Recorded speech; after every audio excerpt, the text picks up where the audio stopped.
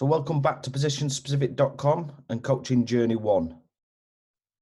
So looking at week 17, this is going to be slightly different from the previous weeks. As we all know, we set up the journey project to follow us as coaches working with a specific team. Unfortunately, we've not been able to work with that team over the last 3 to 4 weeks. So it's been difficult to put things together for the coaching journey. We don't want to move too far away from what this project is. I've been lucky enough to still be on the grass.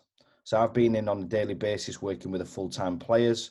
So I decided to tie that in with week 17. We'll start the week off by looking at a coach's request, which is around the 1-3-4-3 system of play. But that's just only a brief overview because we need to try to be a little bit more specific with what we're going after.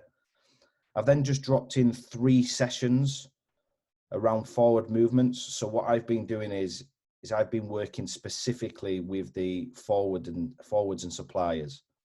So that's the 2 wide forwards, the 9, and then any attacking midfielders who will be supplying the forwards. So I've been working throughout the last week or so with them players on individual development. And what I've done is I've talked through 3 sessions, and I have got video clips, but I'll have to link in the video clips so you'll have to look at yourself so we don't get done for copyright. But I'll talk through some of the images to give you an idea of the session design and what it looks like in the real game. So let's move on. So looking at the coach's request for this week, we're going to be looking at the 1-3-4-2-1 system of play. Now, before I move on, I just want to highlight that for us, the 1-3-4-2-1 is an adaptation of the 1-3-4-3. Anybody who's been watching the journal will understand that we only work off 10 systems within the game. Everything else is an adaptation. Now, that can be natural movements of players, or that can be specific movements required from the coach. So to give you an example, if we're looking at a 3-4-3, your 7-11, you could ask them to drop in to create that system there, the 1-3-4-2-1. Or it could be that you play with inverters, which will naturally move into that. But over the next 3 or 4 slides, we're going to be referring it to a 1-3-4-3. So hopefully that makes sense. If you're looking for more information around the 10 systems that we use, just check out our website. And on there, we have 10 different blogs around the systems of play. That's 5 with 4 on a defensive line and 5 with 3 on a defensive line. And hopefully that'll just give you a bit better understanding of what the structure looks like, and then the adaptations through natural movements or specific roles and responsibilities from the manager. I'll leave a link in below in the descriptions so you can go down there, jump onto our website and have a quick read and a quick look at them.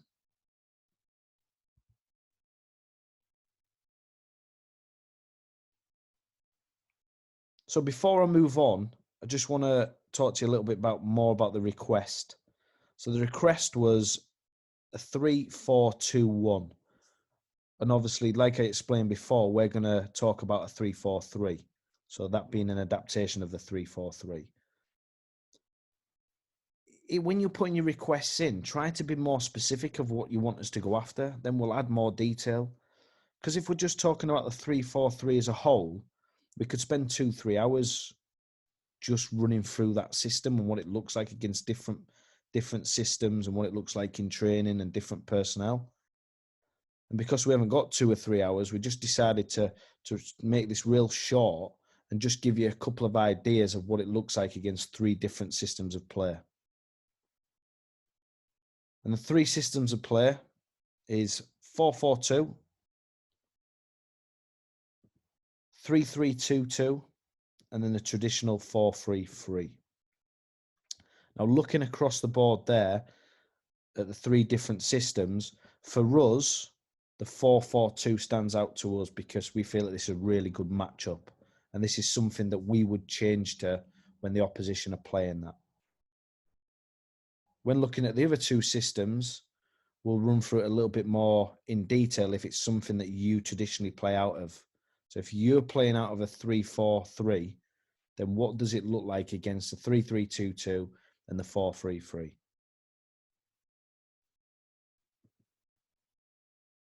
So we're just going to look at in possession, and we'll look over to the left-hand side.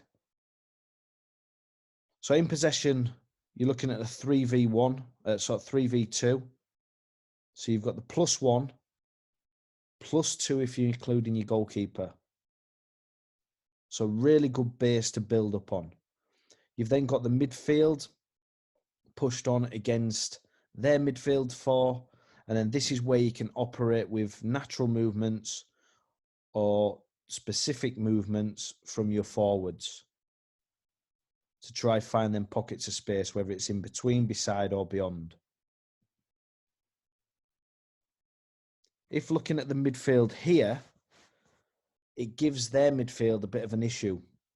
So if you're looking at their left centre midfielder and right centre midfielder, if they stay deep and occupy our two wide forwards, then that allows our two midfielders to then control the game. So we can actually control the game on our defensive line and midfield line.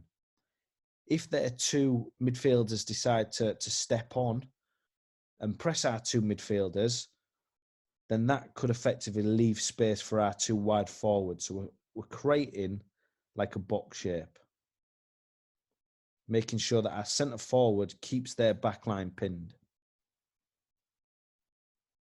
These are just some movements here. So if we're looking at relationships and connection work, if the left centre back decides then to track the wide forward inside, can that set up triggers for your wing backs to then get in beyond? Does that leave space for your centre forward to work the space down the side? Another way that you could adapt in here to cause more problems is you could go to a 1-on-1 in midfield.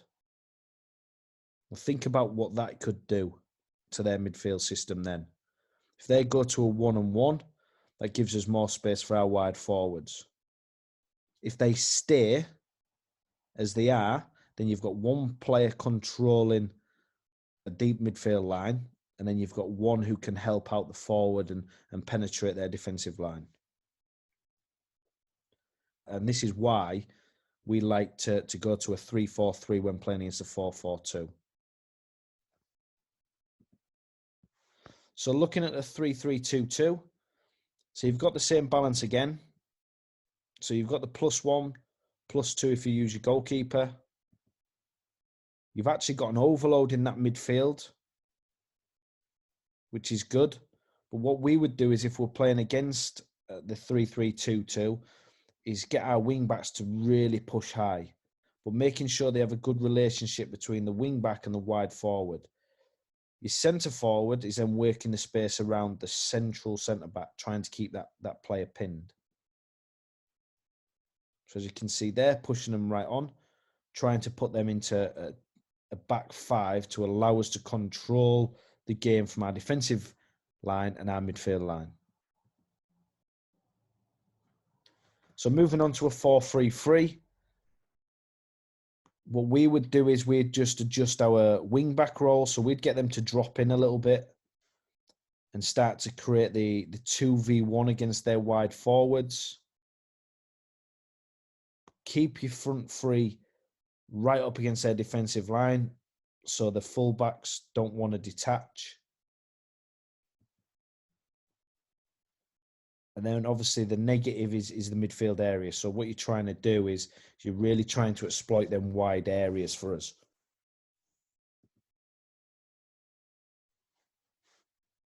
So out of possession. So as you can see here, of the system that we like, you've got your back 3 dealing with the 2 forwards. You've got your midfield unit dealing with their midfield unit. So you've got the +1 plus your keeper. And then you've got your front three occupying a back four, something that we work on quite a bit anyway. So if you've been following the journey, you'll understand certain ways that we can manipulate a back four with a front three. And a lot of our practice design when we're doing our pressing is playing against a +1. So as you can see here, if the ball goes to the right back, we'll apply pressure and we all slide across one and we leave the left back. So we'll leave the furthest player away from the ball. Everybody else is locked on below the ball with the +1 on the defensive line. So you can see why that this stands out to us in and out of possession. So looking at a 3-3-2-2, so you've got a similar principle there. So you've got the +1 on the defensive line, you've got the matched up in midfield, and then what we're looking at is the front three dealing with a 4 again, but with one behind the attacking unit. So our pressing patterns would have to be slightly different. Now, what we would say to our centre forward is, can you always be in a position to stop the ball going into defensive midfielder when it's down the central channel? If the ball then goes to the right centre back, can the left forward do the same thing? So can the left forward press the right centre back while stopping the pass going into the defensive midfielder? And then the same on the other side. So there'd just be little things that would work off. If the ball goes back to the keeper, then can we stay together and make sure that a defensive midfielder doesn't operate that space behind us or get on the ball in the space behind them? Looking at the 4-3-3. Now, for us, the two systems are good in possession, but where there's a bit of an issue is the transition when playing in this system. So if the opposition win the ball and their two wide forwards are high and wide, our wing backs might be high. So what you might be left with is a 3v3 on your defensive line. If you get into an organised state and you get your wing backs in, then that's fine. It looks good. And that might be something as you as a coach that you might only allow one of your wing backs to go when playing against this system.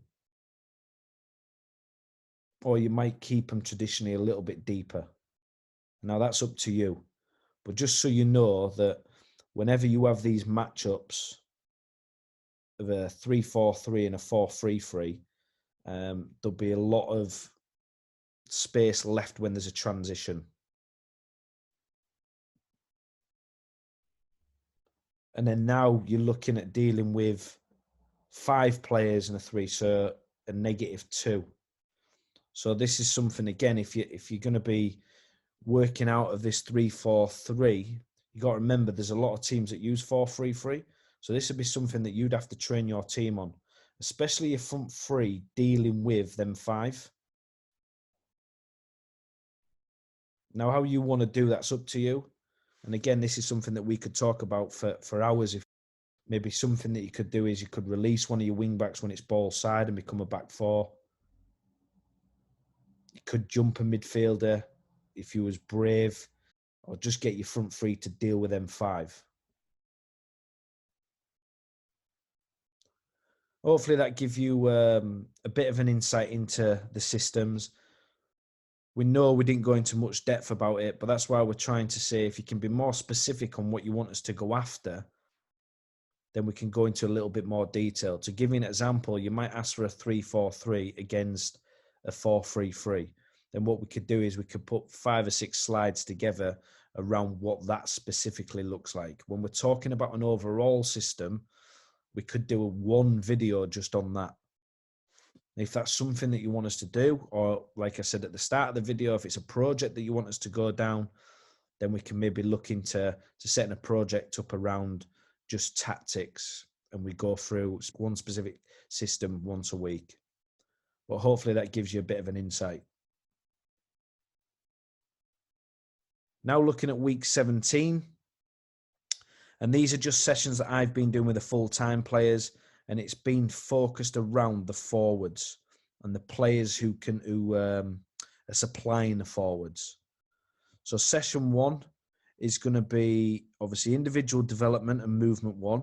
But what we're going to focus on is movements beyond to come below and receive the ball to beat the defender. The second part of that is going to be the same movement, so beyond and then below to beat the defender, but then they're going to cross the ball for a teammate. Session 2 in the week will be focused around moving below and then beyond to receive the ball to score. So moving my marker towards the ball to then win the space behind. And then the third practice or the third session is going to be 2 practices.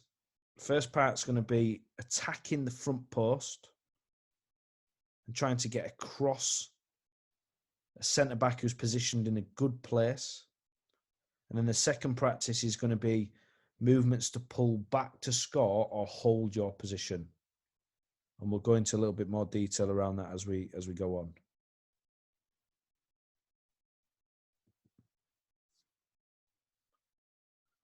The first session is going to be focused on beating a defender to score.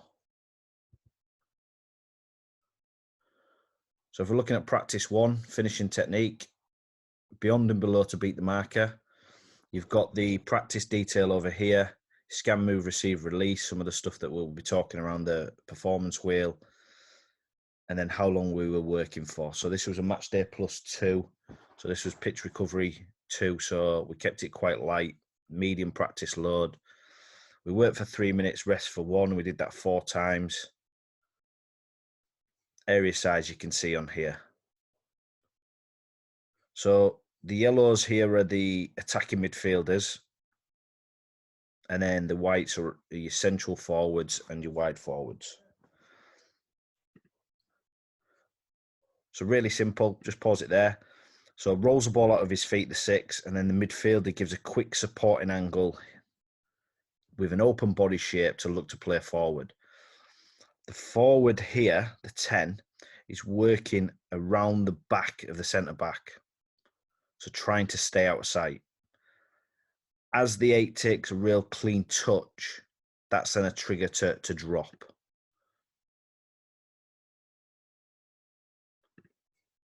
We're looking at a real tight touch, open body. So if you can imagine in a game, coming off the centre-back here, that touch needs to be clean and really tight. Then all we're looking for them to do then is then fix onto the defender and then beat them and look to score.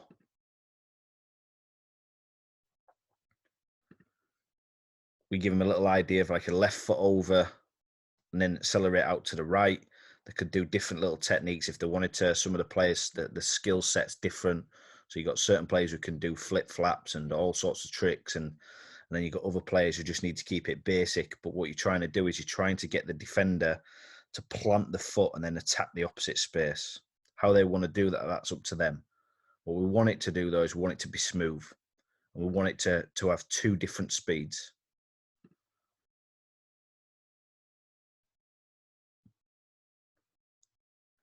And then we work the opposite way. So the 6 comes in now, receives, 9 in, beat the defender, get a shot on goal. So real simple practice, but we're looking at the fine technique of what the receiving skills are like here. What's the pass look like? The timing of arriving in here. So some of the stuff you've got to think about is if they get there too early, that gives the defender a chance to win it. They want to be trying to go in as late as possible. What does this pass look like? Can they play it cleanly and firmly into the back foot of the forward, which then allows them to progress? And then once they beat the defender, what type of finish are they going for? Work the keeper.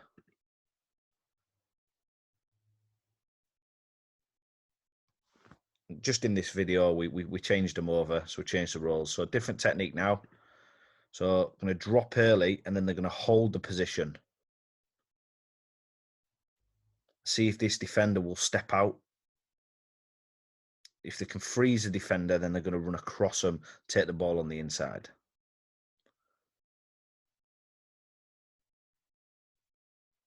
And we're looking to do this at 100% intensity. So you want to be arriving onto the ball and not breaking your stride and then getting across and scoring.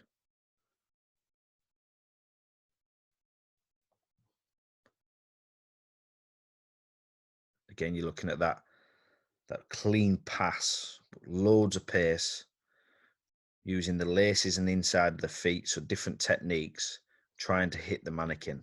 So they're working on their fine technique of passing the ball.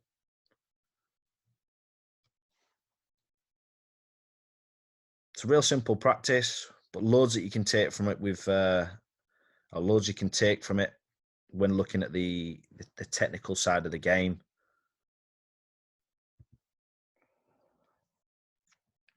So what we did is we looked at 4 strikers, one of them being a player who works off the side, which is Son. And where we got the clips from was from Tottenham Hotspur's YouTube channel. So if you haven't yet checked it out, make sure that you do. And then the Bundesliga YouTube channel as well.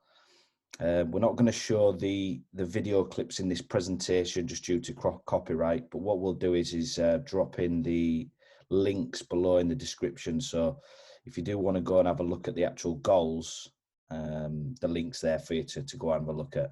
What I would say is just go and look at all the goals, start to get an idea of what it looks like on the pitch and what techniques they're using, what types of movements is helping them manipulate the defender to create space to score. And then you as a coach can start to think about session designs. Now, we've done this for all other positions, but it just ties in well with what it looks like this week with the full-time players that I'm working with. So as you can see here, here's the picture. So we just took a screenshot of the video and I've just dropped the session into the right-hand side. So Son's just received the ball and he's in this little 1v1 situation now where he's got the defender on the back foot. So if you look up at the session here, it's the same picture, but it's our session design was just outside the box, but it is the same picture. All we're saying here is can they manipulate the defender to go one way and plant the foot and then exploit the space and get the shot off quickly? Now, we know at a top level now, defenders move the feet really well with all the S&C work that they do. So this needs to be smooth and quick to get the shot off, especially at a top level. And what Son does here is he does a little right step over, goes to the left, and then gets the snapshot off. And that was one of the techniques that we worked in the drill here. So it was a little step over, work the opposite way, then get your shot off. And like I say, I dropped the link in below. So if you want to go through and have a look at Son's goals, you'll see this goal here. But surely, hopefully that gives you a bit of an idea of the session design, the technique that we're going after. So just looking at the next video. So this was Son on the other side now. So he receives the ball from an inside pass.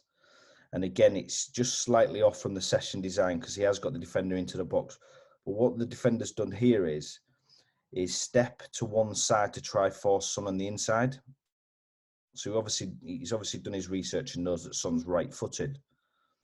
What Son does is he skips inside, takes another touch, and then hits the near post. So when you're looking back at this session design where we worked outside and inside, you know, it's a great technique for a forward, and it causes problems for the defender because he shows him on the inside, gets a shot off. Then he shows him on the outside and gets a shot off. The defender's struggling next time they're in a 1v1 duel. It wasn't the cleanest of strikes, but we always say once you get on your weaker foot, the main focus is just trying to concentrate on the technique and hit the target.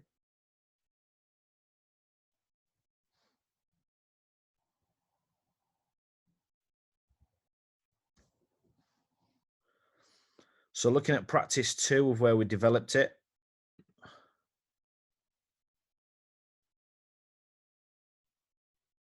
So this time we're going to come below the marker and receive it. But once you beat your marker, you're going to look to cross to a teammate. So a little movement, beat your marker, and then you're looking for a real clean pass with loads of pace across the second 6-yard box from to finish first time. Again, you're looking at the timing of the movement and the technique of finishing, but you're trying to encourage these to put plenty of pace on it that they just need to guide it in the net. And just another little technique that we wanted to work on in this session. Working both sides as well, because your forward could be on this side and has to beat the mark on the outside, and they've got to be able to play the pass with a weaker foot. And then what we introduced is the midfielders arriving on the edge of the box. So if the ball is played back and they can't finish it first time, can they set it to the edge for the midfielder to score, which is a realistic scenario in a game. Because if he gets the pass wrong or the defenders pick up a really good position, it's slightly behind, can we keep the flow of the attack going and finish on goal?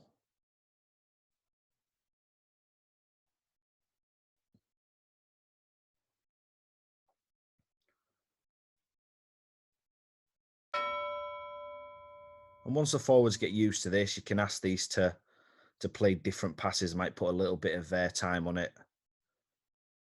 They might bobble it in slightly, just to really challenge the finisher. So again, what I've done is just dropped in a still shot and then the session design to the right-hand side here. So remember, it was the player beating the mannequin and then delivering a ball across the second 6-yard box. So in this scenario here, Kane does a little step over, gets the defender to shift one way, works the outside space, and then drives it across for a finish from the back stick. So it's replicating exactly what we wanted from the session.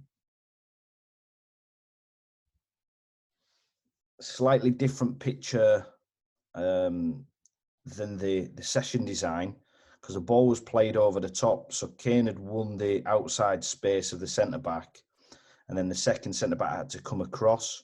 What he did is he used that near pressing defender to curve the ball around him. Now, the execution of the pass left it so good for Son to just step onto it, didn't have to break his stride and finish first time. And that's the technique that you're looking for within your practice. Now, what we did add to the practice was, if the ball gets played behind, you could set a midfielder. So as you can see, you've got the midfielder supporting. So I'll give you an example. If he plays it in and Son gets beyond and the defender gets beyond, it might then be a second action to lay the midfielder in to score. But for this video, he plays it across, Son steps on and finishes first time. And on to the last clip. So the ball was played over the top down the side here, and then Dele Alli crosses the ball first time. But again, it's that same technique. So yes, he's not had to beat his man, but it's the same movement and then the same technique of playing that ball across the second 6-yard box for the forward to come in and finish.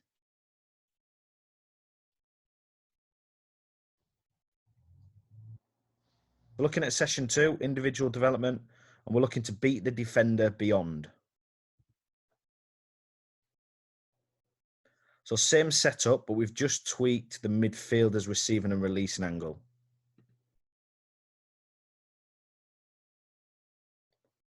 So what we're going to do with the 10 now, or the 9, is when the ball's played, again, we're looking for that clean touch. We're going to come away from the mannequin so they can see the ball, mannequin and goal. And what you're hoping for in the game is that the defender steps out this way. As soon as they look at the ball, you go and win the space behind. If they just hold the position and it's a good ball, you can still get yourself in and win the back of your marker. And you're looking to finish. Same thing, replicate on the other side, drop off.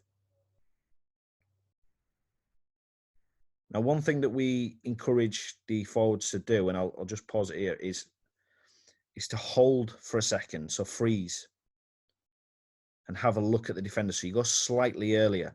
They then take a touch and you look. So in a game, if the defender doesn't come, you can receive the ball like we did in the last session, the day before, and then you can beat them and receive the ball in the pocket. If they step and looking at the ball, that's your trigger then to go beyond. So we're asking them to step out and then freeze and try to freeze that defender, and then you can get a run up on them.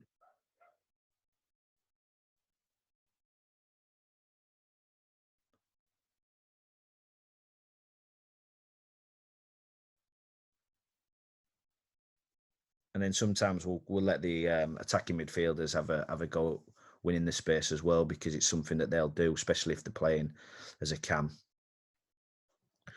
I think it's also important that you get the forwards to play these passes so they understand the pass appreciation.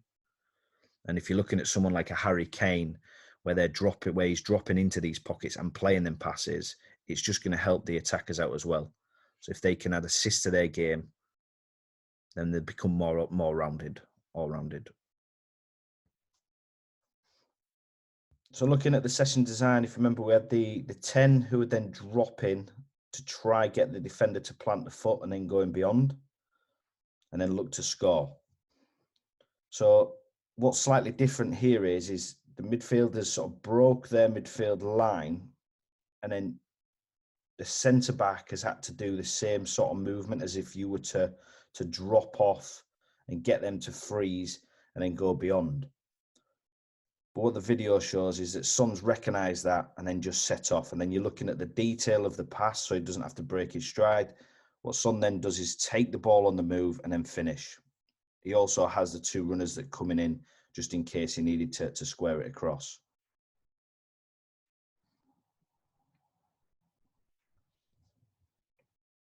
And then the second one here is so if you're looking at the session design again, we had the midfielder in here receiving the ball in a central area, which replicates this on the pitch.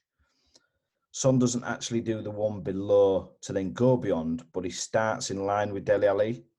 But the timing of the pass and the quality of the pass with the outside the foot and the run is just superb. So if there is a video clip that you need to check this out. And like I said, the links are in below. What Son does is he arcs his run so he can see the defender, see the ball, and then he can see the goal.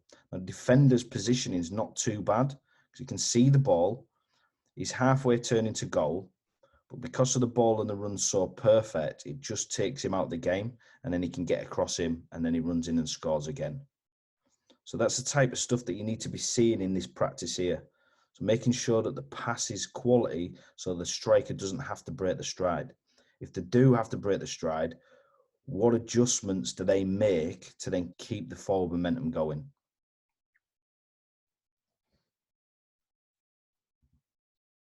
So session 3, individual development again, and we're looking at a near post pullback finishes. This can be either a pullback or holding position. Something that I've been looking at recently, and I think it's a technique that we maybe don't work on enough with the forwards. But if we get the detail right, you know, you're really going to help your forwards finishing techniques and a different way of scoring goals. And I think the top forwards in the world have mastered this. And I think it's something that needs to be worked on more. So we put a bit of a session design together to work with the full-time players around this. And we worked with our attacking midfielders, our wide forwards, and forwards again. So real simple setup. So we put 3 mannequins in here. We were working on a match day +4. It was only 10-15 minutes. We just wanted to keep it light, but really just wanted to focus on the technique. So really simple.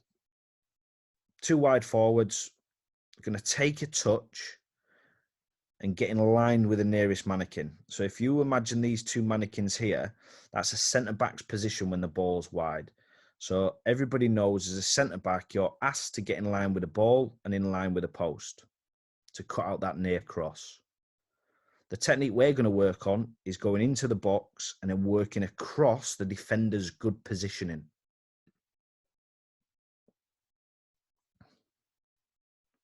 So I'll pause it here in a second and freeze. So we're looking for the attacker to take a step to the left to manipulate a marker. So if you imagine if they're tracking or someone's tracking them, step to the left to manipulate the marker and then full speed across the front.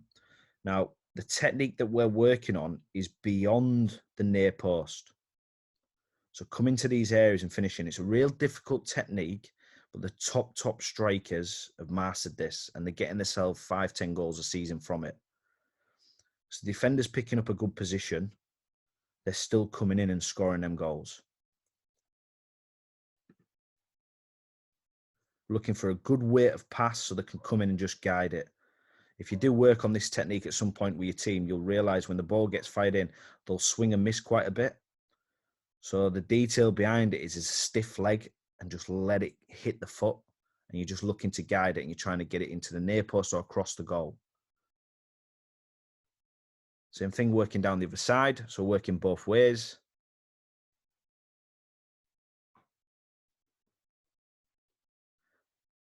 Now, just going back to the bit before, if I just rewind it slightly. So what we said is when you make that run, if the player overhits it and it goes on the inside of the mannequin, step on the inside of the defender. Because what you'll find is if you get across the defender, they'll edge away and step away from the post. So then you win the space behind them. And if they miss it, you're in for scoring. So what we said is if you've got there late, just attack the space behind the mannequin and gamble on them missing it. If you're there, really get across the front. Just some more detail that we added to the practice. So this one now, so you move into the furthest mannequin and then you're just pulling back and then finishing first time. So if you're looking in a game scenario, you might have got there too early, or the defenders have dropped into a really good position and then the space is below them. And you'll have seen it a million times within games. So we're just working on the technique now of just peeling off. So pulling back or holding the run and then looking to finish first time. Another technique which is difficult, but really good if you can get your forwards and your attacking midfielders working this technique. So looking at the first screenshot. So as you can see, the session design again, what we did is we've got them moving central and then a little step to left or right and then looking to get across a man. If you're looking at this scenario here, the centre-back can't get in line with a near post, but what he's trying to do is get in line with the ball. Now, if you're looking at Haaland here, he's just taking a slight step to the left, so he's out the sight of the centre-back. Now, if the centre-back takes a forward step, he'll just carry on his momentum, and then hopefully the winger will play it across and then he just scores in front of the goal. But the defender matches his run, so then that gives him an opportunity to then go across his marker as late as possible and then finish. So making sure that you really concentrate on this technique here, and that's what we're trying to draw out with this practice. Now the cross is slightly closer on my practice design, but it's still the same concepts. So same picture again, got into the box. Now if you're looking at the centre back here, whenever you're asking your centre back to defend from crosses, you're asking them to get in line with the ball and in line with the post. Now they're in line with the post, probably should be a little bit deeper, but it's not a bad position. What Haaland's recognised here is he's moved the 13 and gone in between, but he started to shut the gap up as the left centre back or left back. And now he's recognised that if he gets across the man here and in front of the post, he's going to have a clean strike. Now, like I said to you in the practice line, a very difficult technique, but if you master going beyond the post and finishing, then you're going to help your striker out in and around these areas. Because even if the centre-backs pick up a good position, they can still go into different positions and execute good techniques to score goals. And you see it a lot where strikers now work on the header where they go across the zonal man, and it's very similar, but just in play. And this was a great finish, by the way, with his weaker foot. So just looking at the pullbacks and holding. So example again here, Kane was moving in with the defender and then just decided to hold. The ball then gets delivered in and he just finishes first time. Real simple movement, so he moves with the defender and then just pulls back slightly and finishes. Same thing if for Lewandowski, he's actually just had a header and the keeper's pulled the save off. So he's just readjusting. But again, he's on the blind side of the player here. And he's on the left-hand side, which is creating this space. Now, as soon as that leg comes back, he then attacks the space here. And the ball comes in and he just taps it in. And this is all happening in like a fraction of a second. And this is why I think that you need to be working on these techniques with players, especially forwards in and around these areas.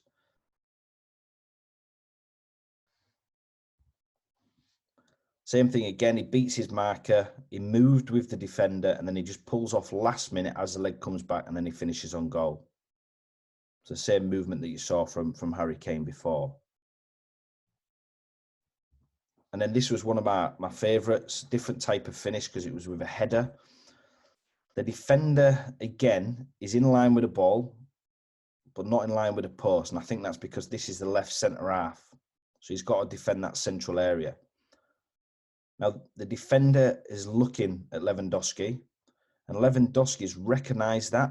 So his initial movement is to go across the front of him. Now, as he starts to make that movement, the defender needs to check where the ball is. So in the second frame that I've showed you, I'll move on now. The defender in a split second just looked at the ball, and Lewandowski's just changed his run off the back.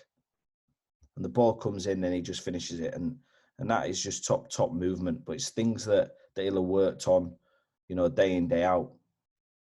But if I just go back, it's just one fraction of a second. So his initial movement to come across the front, he looks at the ball, he goes off the back. And it can work the other way because it could work this way on his first movement. So he steps that way and then he comes across the front. So he's just manipulating his marker.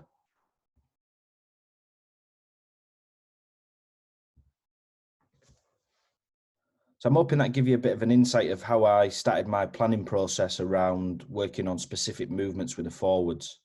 Now, you know that we work off like 5 movements to manipulate the defender, but I was really going after specific actions within the game and certain techniques. Again, apologise that we couldn't play the videos, but we just didn't want this video getting took down.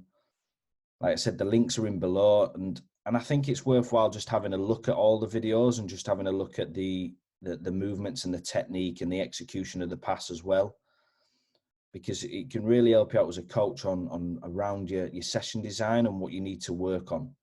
And you can build them up as big as you want. You know, if you've got multiple players and there's only one coach, then think about the actions before the finish. But I just hope that you've took something from that. And that's what we're about, really. You know, we love working with the individuals, hence why we're called positionspecific.com. You know, and around our books, you know, there's a lot of stuff that we go into around the individual on the pitch. And we believe that, you know, if you can make each individual 5-10% better, then your team's going to get better.